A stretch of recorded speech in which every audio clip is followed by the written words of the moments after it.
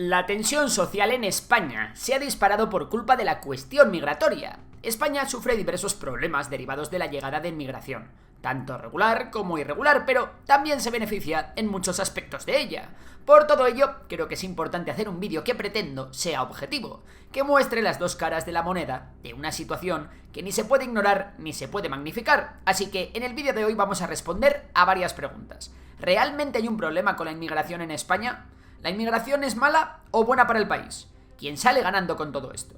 Comencemos por el principio. España, por sus características, tiene todos los ingredientes para ser uno de los destinos favoritos para todo tipo de inmigración, tanto regular como irregular. ¿Por qué? Veamos. España es el único país de la Unión Europea que aún tiene territorios en el África continental. Hablamos de las ciudades autónomas de Ceuta y Melilla, las cuales tienen frontera terrestre con Marruecos.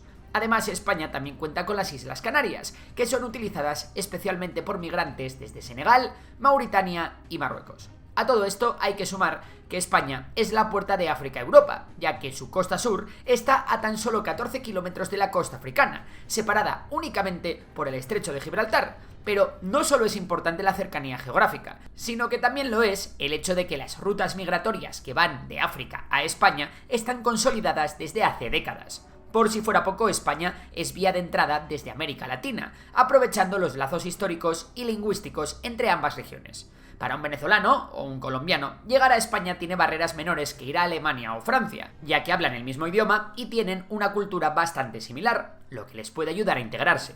Aunque España no es el país con los sueldos más altos de Europa, presenta características que la hacen atractiva desde el punto de vista laboral para muchas personas que llegan desde fuera. Existen sectores que demandan mano de obra de forma constante, como la agricultura, la hostelería, la construcción o el cuidado de personas mayores. Estos ámbitos generan empleo de manera sostenida, aunque en ocasiones bajo condiciones precarias o contratos temporales.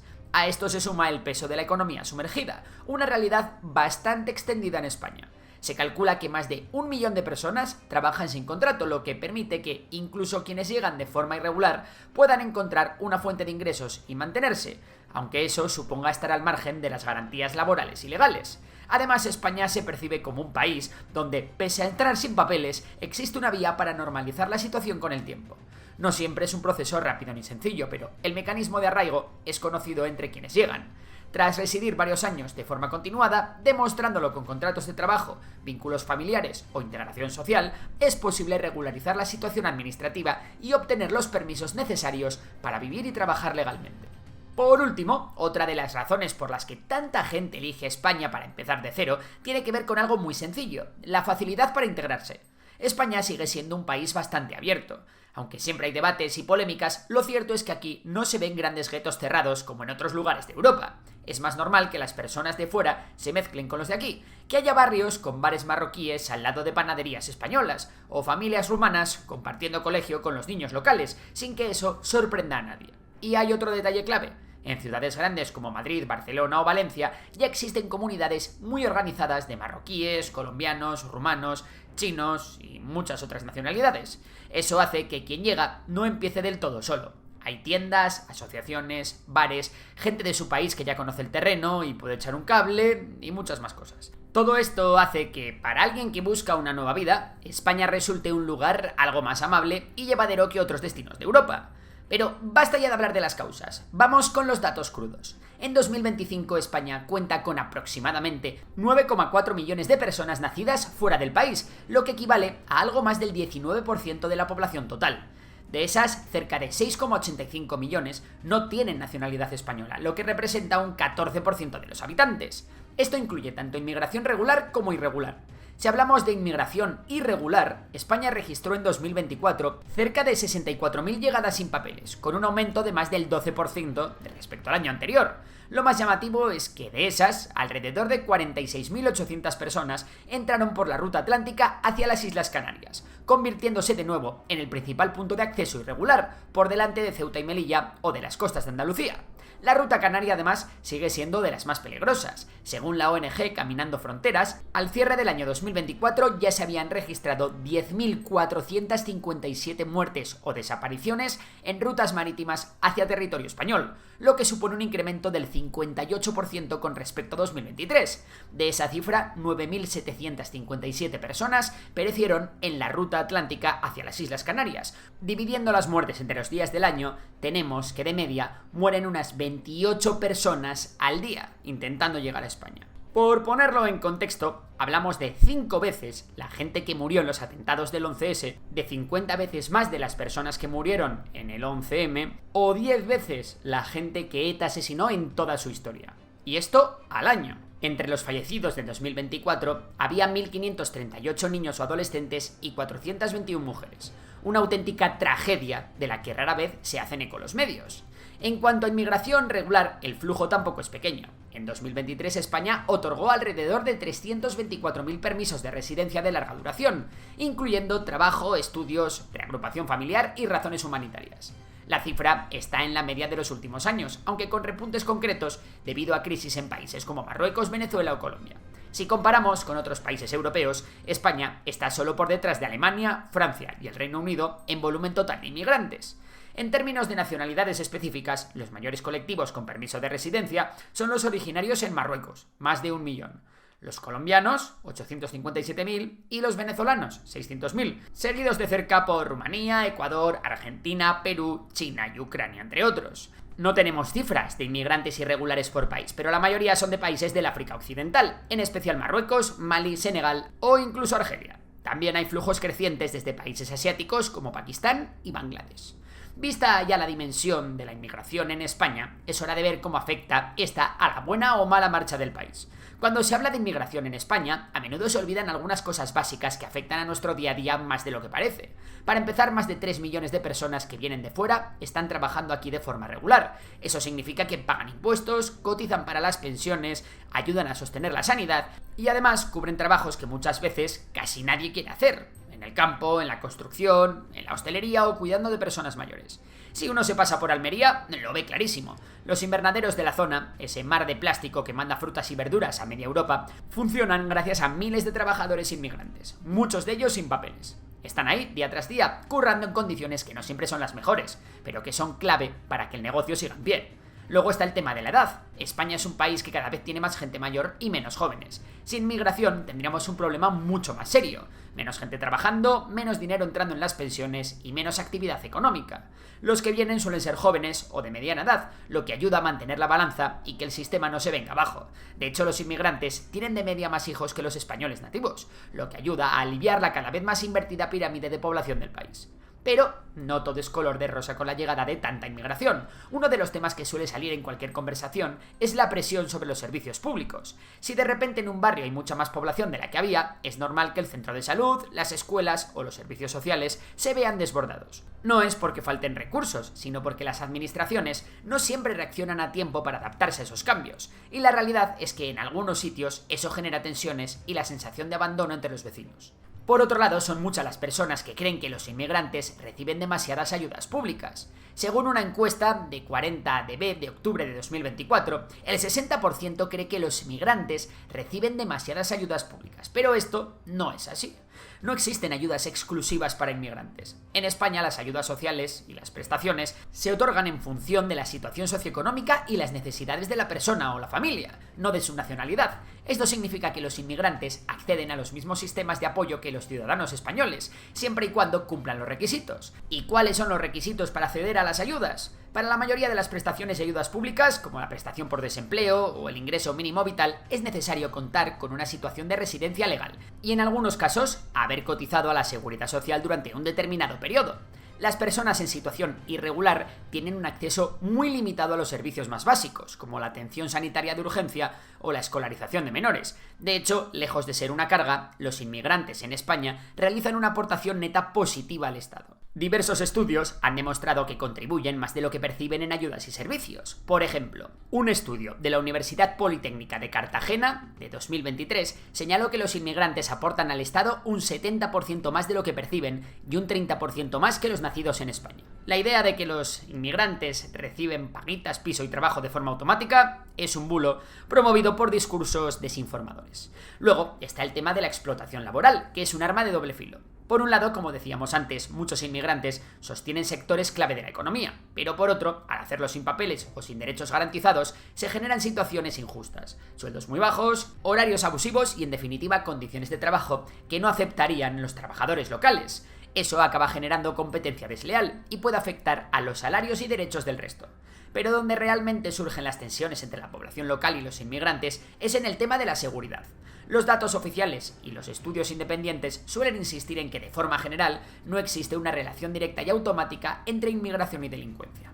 Es decir, el simple hecho de que lleguen personas de fuera no significa que vayan a aumentar los delitos. Sin embargo, eso no borra la realidad de que en determinados barrios o zonas concretas, sobre todo donde la situación económica ya es complicada, sí se perciben más problemas vinculados a la presencia de personas en situación irregular o sin recursos. En muchos casos se trata de pequeños delitos, hurtos, peleas, menudeo, este tipo de cosas que a nivel estadístico puede pasar desapercibido, pero que para el vecino que lo vive es muy visible. Si nos centramos en España, las estadísticas del Ministerio del Interior muestran desde hace años que el porcentaje de delitos cometidos por personas extranjeras no es desproporcionado en relación a su peso en la población. En 2022, el 70% de los delitos fueron cometidos por españoles, mientras que el 30% restante correspondió a extranjeros, aunque estos representan alrededor del 14% de la población. Ese dato muestra que la representación delictiva de extranjeros está algo sobredimensionada, pero aún lejos de justificar alarmas generalizadas. Es lógico que la población inmigrante cometa proporcionalmente más delitos si su renta es mucho más reducida. Pero esto no evita que en barrios concretos la percepción sea muy diferente. En zonas de grandes ciudades como Madrid, Barcelona o Valencia, especialmente en distritos donde se concentra población con menos recursos y más inmigración reciente, sí se nota un aumento de conflictos menores. Robos en tiendas, peleas entre bandas, ocupación de viviendas, venta de droga a pequeña escala, lo que decíamos antes. Y aunque buena parte de estos incidentes tiene que ver más con la exclusión social que con el origen de quien los comete, en la calle el matiz se pierde. Por ejemplo, en lugares como el barrio del Raval, en Barcelona, el Príncipe en Ceuta o algunos barrios de Almería y Murcia, donde se concentra población agrícola inmigrante, la convivencia a veces se vuelve tensa. Se mezclan factores como el hacinamiento, la economía sumergida, la falta de recursos públicos y la llegada constante de personas en situación irregular que no pueden regularizarse fácilmente. En España, la percepción de inseguridad vinculada a la inmigración no se explica solo por lo que ocurre en la calle, sino por cómo se cuenta desde la política y los medios. Partidos como Vox han convertido el tema en un eje de su discurso, presentando la inmigración irregular como una amenaza directa al orden social y a la seguridad. Para reforzar esa idea se apoyan en casos concretos, robos, peleas o incidentes aislados que, aunque no reflejan una tendencia general, se repiten constantemente en informativos, tertulias y redes sociales. Este enfoque genera un efecto amplificador. La gente escucha una y otra vez las mismas historias y acaba creyendo que son algo habitual, aunque los datos oficiales indiquen lo contrario. El problema no es tanto lo que dicen las cifras, sino el peso que tienen esas noticias en la opinión pública. Un solo caso, en un barrio, puede marcar el debate a nivel nacional, alimentando la sensación de que esto se nos va de las manos, aunque la realidad sea mucho más matizada. Y esto se nota en la percepción de los ciudadanos. En marzo de 2025 la inmigración se colocó como el tercer problema nacional en el barómetro del CIS, con un 18,8% de menciones. Según el balance de criminalidad del primer trimestre de 2025, la tendencia general no demuestra un empeoramiento de la seguridad ciudadana. Las infracciones penales han caído un 2,75% respecto al mismo periodo de 2025. Y más en concreto, los robos violentos han descendido un 9,4% y los robos en domicilios un 14,3%. No obstante, sí que hay zonas donde los datos han empeorado, sobre todo en los lugares ya mencionados, Madrid, Barcelona, Valencia, Sevilla o Almería, donde se observa un aumento de la violencia juvenil y altercados nocturnos en los centros urbanos de estas grandes ciudades. Hecho ya el diagnóstico, la pregunta es, ¿qué se puede hacer para mejorar la situación? Posibles soluciones hay muchas. Por aquí os dejo unas cuantas y ya vosotros elegís las que más os gusten. O podéis proponer otras en los comentarios. Lo primero y más importante es que España no tiene una receta mágica para resolver de un día a otro el tema de la inseguridad vinculada a la inmigración, pero sí hay varias líneas de acción que pueden reducir tanto los problemas reales como la percepción social de inseguridad, que a veces pesa igual o más que los datos. Por un lado, está la cuestión de la gestión local, reforzar los servicios públicos y el trabajo policial en barrios donde la concentración de población vulnerable es más alta.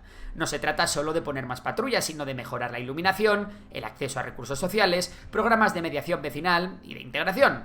Otro frente clave sería agilizar y hacer más transparente el proceso de regularización y arraigo. Cuanta menos gente esté en situación irregular, menos espacio hay para las economías sumergidas o las redes delictivas que se aprovechan de esa vulnerabilidad. La irregularidad alimenta tanto la explotación laboral como la delincuencia de supervivencia. Así que facilitar vías legales claras reduce ese margen de riesgo.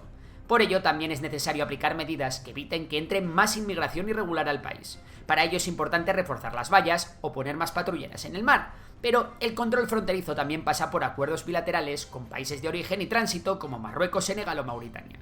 Eso implica desde financiación para patrullas conjuntas hasta la devolución de personas en situación irregular.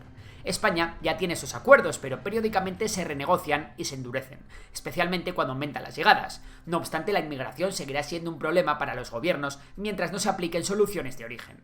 Esto implicaría intentar que la gente no tenga la necesidad de marcharse de sus países en primer lugar. En el caso de España, esto pasa por reforzar acuerdos de cooperación con países como Marruecos, Mauritania o Senegal, o incluso con Argelia. Esa cooperación puede adoptar varias formas: ayudas al desarrollo, inversiones en infraestructuras, formación laboral, proyectos de creación de empleo local o programas para mejorar el control de fronteras en esos países a cambio de apoyo económico o político. Sin embargo, aquí viene la parte delicada. Muchas veces esos fondos acaban en gobiernos que no siempre garantizan los derechos humanos o que usan esos recursos con poca transparencia.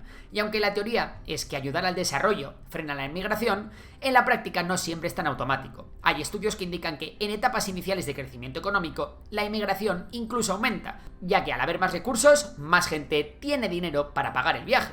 Otro frente que se plantea desde el ámbito político es el endurecimiento de penas para delitos cometidos por inmigrantes en situación irregular, o incluso la deportación automática tras ciertas condenas. Aunque jurídicamente esto es complicado, por temas de derechos fundamentales y la legislación europea, sí hay sectores que proponen reformas legales para facilitar expulsiones en casos de multirreincidencia o delitos graves. Además, es importante atacar de forma específica las redes criminales organizadas, como las que operan en el estrecho o en los robos de móviles. Aquí la clave es separar bien los perfiles.